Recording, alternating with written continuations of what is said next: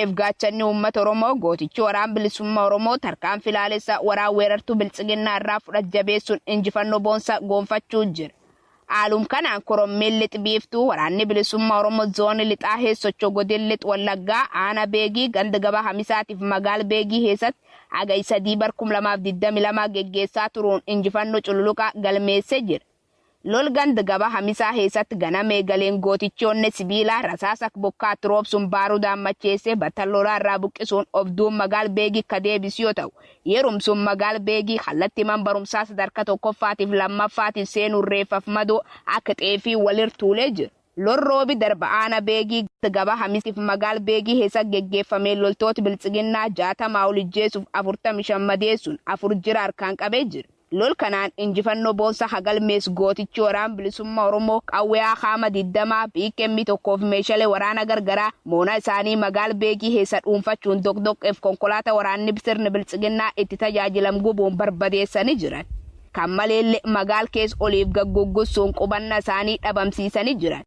Loli hunkaleelle guyya guutuu itti fufee waan jiruuf gabaas guutuu qopheessuun isanii hadhiyeessin ta'a. Leencotii ilmaan Oromoo waraanni bilisummaa Oromoo zoonii giddugaleessa Oromiyaa godin kaab shaggar keessa socho'aana warjaarsu gandaroo Mikaa'el keessatti tarkaanfii akkaan guggubduu waraan ergamtoota sirna nafxanyaa Abiyyi Ahimediitiin bobbaafamanirraa kalee agayya furii bar 2022 fudhateen battalaa 12 jeesuun 7 madeessee jira.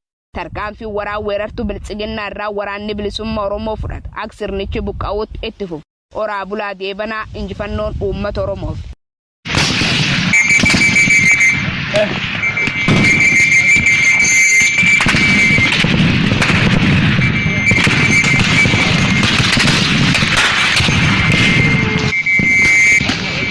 Gumaacha gooticha waraana bilisummaa Oromoo dinagdeen tinnisuuf taasifame kan agayya 5 bara 2022 isiniif dhiyeessa. An iccitii bantiiti.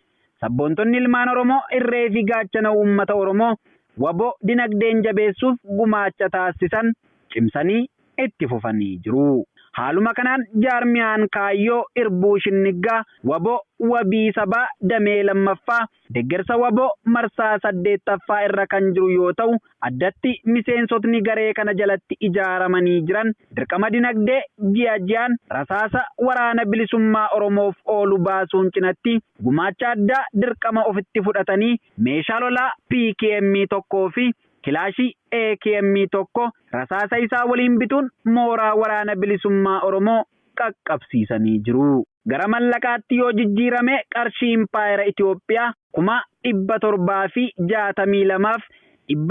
762,657 mooraa waraana bilisummaa Oromootiin ga'anii jiru. Kana malees waboo hidhannoon jabeessuuf gara fuulduraattis gumaachi kun kan caalaatti itti fufu ta'uu dhaammatanii jiru. Gumaacha taasisaniin cinatti ibsa ejjennoo armaan gadii baafataniiru. Nuti miseensotni garee kaayyoo irbuu shinniggaa olola yeroo ammaa miidiyaa hawaasaa irra deemaa jiru kanaaf osoo bakka hin laatin hojii keenya gara fuulduraattis kana caalaatti dirqama dinagdeen waraana keenya cinanii dhaabbanna jechuun miseensotni kunniin waadaa isaanii haaromfatanii jiru. Hanga xumura gabrummaatti qabsoon keenya itti fufaa. Uummanni Oromoo biyya alaa fi keessaan qabsoo abaa waboon durfamu faana hiriirtanii gabrummaatti xumura haa goonu jechuun waamicha Oromummaa dabarfatanii jiru. Tumsii fi deeggarsi waboof taasifamu biyya keessaa fi alaan cimee itti fufuun maadheen gadaa gammadaa fi maadheen karaa gaattiraa qarshii impaayera Itoophiyaa 1,600 gumaacha waboof taasisanii jiru. Sabboontonni ilmaan Oromoo biyya ambaa keessa jiraatan dhuunfaan waan ittiin jiraatan irraa hir'isuun waboo jabeessuuf gumaacha mallaqaa taasisanii jiru. Sabboontonni kunneen asiin duras tumsa mooraa qabsoo bilisummaa Oromoo gabbisu jalaa afanii kan hin beekne yoo ta'an gara fuulduraattis dinagdee tumsa waboo taasisu hanga qabsoon bilisummaa Oromoo galma geessutti kan itti fufan ta'uu illee waadaa seenanii jiru. Warreen gumaacha mallaqaa dhuunfaan taasisan siifan Tarreessaa qarshii 10,000, Jaallattuu Waboo qarshii 7,500, Gannat Asaffaa qarshii 6,600, Aragguu Shawwaa qarshii 2,500, Siifan Oromoo qarshii 6,000, Ani Siifan qarshii 3,300, Finfinnee Oromiyaa qarshii 2,830 kanneen jedhaman ta'uu gabaasa ajajaan olaanaa Abbaa Waboo arraata biyyoolessa Oromiyaa qaqqabsiisaniin beekuun danda'ameera. Nutis galanni keessan bilisummaa haa ta'u ittiin jenna. Hora bulaa deebanaa, injifannoon uummata Oromoo.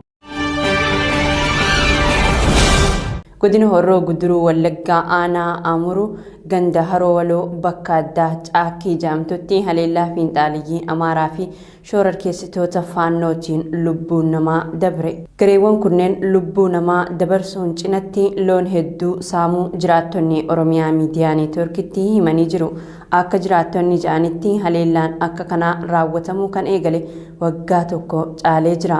Aanaalee Amuruu, Haroo, Kiiramuu, Jaardagaa, Jaartee fi gandoota baadiyyaa hedduu keessatti uummanni haleellaa humnoota shororkeessitoota Amaaraatiin qe'ee fi qabeenya isaarraa buqqaafame haala hammaataa keessatti argamaa jedhaniiti jiru. Humnoonni shororkeessitootaa kun meeshaa waraanaa gurguddaadhaan kan socho'an yoo ta'an qabeenya hawaasaa saamuu, namoota baqachuu hin dandeenye ajjeesuu fi beeyladoota namaa ooffatanii adeemuu maddeen. Haleellaan guyyaa kaleessaa ganda Haroo Waloo keessatti raawwatamee barii lafaatiin waan ta'eef tasa waan dhalatee ture jiru.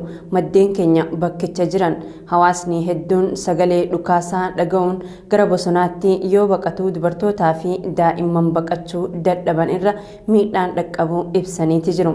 Haleellaa garee kanaatiin hanga ammaatti dubartii ulfaa tokkoo fi daa'imman waggaa 5 gadii 2 ajjeefamu jiraattonni dubbatanii jiru. Godina Shawaa Lixaa Aanaa Ilfataatti waraanni mootummaa nama nagaa ajjeesuun ibsame.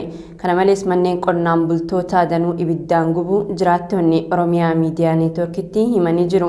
Ganda Gossoo Mikaa'elii jedhamutti guyyaa 2 dura waraanni mootummaa nama nagaa Kurruu Isgiisaa jedhamu badii tokko malee ajjeesuun manneen qonnaan bultoota 11 ammoo ibiddaan kan guban ta'uudha dubbatani. Maatiin manneen isaanii ibiddaan jalaa barbadaa'e waytii gannaa kanaan dahoo dhabanii roobaa fi qorra hamaaf saaxilamanii jiraachuu maddeen naannichaa himanii jiru. Godinaalee Harargee Bahaa fi Lixaatti beelli uummata dararaa jiru guyyumaan guyyaarraa hammaachaa dhufuun sadarkaa yaaddeessaarra gahuun ibsame. Akka jiraattonni Oromiyaa Miidiyaa Neetwoorkitti himanitti godina Harargee Bahaa aanaalee gara gammoojjii jiran mara keessatti sababa hongee dheerateen beelli hamaan beeyladoota fixe lubbuu namaas gaaga'aa jira. Aanota akka Mayyoo Mulluqqee, Malkaa Bal'oo, Cinaaksan, Gaara Mul'ataa, Gola Odaa fi kanneen biroo keessatti rakkoon beelaa akkaan hammaataa jiraachuu himanii aanaa Malkaa Bal'oo araddoota garagaraatti haalli akkaan hammaataan uumamuu dubbatani. Qaamni mootummaa naannichaa uummata beeleef gargaarsa godhaafii kan hin jirre ta'uu jiraattonni himanii gaafa uummanni beelaan dararamaa jiru kun lubbuu isaanii baraaruuf ilmaan isaanii guurratanii baqachuuf jaan maqaa keenyaaf gaarii miti jaanii dhorkaa jiru jechuun komatu. Godina Harargee Lixaa aanaa Hawwii Guddinaa fi Burqaa Dhintuu dabalatee aanaalee muraasa keessatti beelli uummata dararaa jiraachuun odeeffannee jirra. Lammiileen Itoophiyaa Somaalilaand keessa jiraatan labsii biyyattiin baqattoonni biyya ishee keessa jiraatan akka bahan labsiteen yaadda'uu himani. Somaalilaand lammiileen biyya alaa eeyyama seeraa hin qabne biyyattii hatattamaan gadhiisanii akka bahan akeekkachiiftee jirti. Tajaajilli immigireeshinii biyyattii akka lakkoofsa Itoophiyaa adoolessa 21 bara 2014 akeekkachiisa baaseen hanga hagayya 11 bara 2014tti yeroo jiru keessatti biyyattii akka gadhiisanii bahan akeekkachiisee jira. Lammiilee ishee baqattoota seeraan alaa hojjechiisan irrattis tarkaanfii akka fudhattuudha kan ibse. Lammiileen Itoophiyaa Somaalilaand keessa dameewwan garagaraatti bobba'anii argaman murteen kun akkaan isaan yaaddessu ibsaniiti jiru. Namoonni dhimma kana itti dhiyeenyaan hordofaa jiran BBCtti akka himanitti labsiin kun maqaaf lammiilee biyyoota biroo haajaa dhaga'amu malee baay'inaan lammiilee Itoophiyaa irratti kan xiyyeeffatedha jaani. Yeroo gabaabaa kanatti bahuun akka itti ulfaatu warreen maallaqa hin qabnes akka jiranii fi gara biyyaatti deebi'uuf sodaa nageenyaas akka qaban baqattoonni kunneen himanii jiru. Ijoo keenya xumuraatiin yuunivarsiitiin Wallaggaa haroo namtolchee Soorgaa kan magaalaa Naqamtee keessatti argamu irratti piroojeektiiwwan garaagaraa hojjechuuf karoorsuu isaa beeksise. Kana kan beeksise itti gaafatamaan kolleejjii saayinsii uumamaa fi gargaaraa piroofeesaraa muummee barnoota baayoloojii kan ta'an Dr. Moosisaa Galataati. Dr. Moosisaa Galataa yaada raadiyoonii sagalee Ameerikaaf kennaniin hoteelaa fi loojiiwwan adda addaa sadarkaa isaanii eeggatan kan giddugaleessa hawwata turizimii taasisuu danda'an dabalatee bakka kunuunsa bineensotaa fi biqiloota akkasumas wantoota aadaa Oromoo calaqqisiisanii fi magaalaa kana miidhagsan ijaaruuf karoorfatanii jiraachuu himani. Qo'annoo fi qorannoo irratti xiyyeeffachuun oomisha qurxummii haroo sanarraa baasuun magaalattiif dhiheessuunis yaadrimee karoora isaanii kan birooti.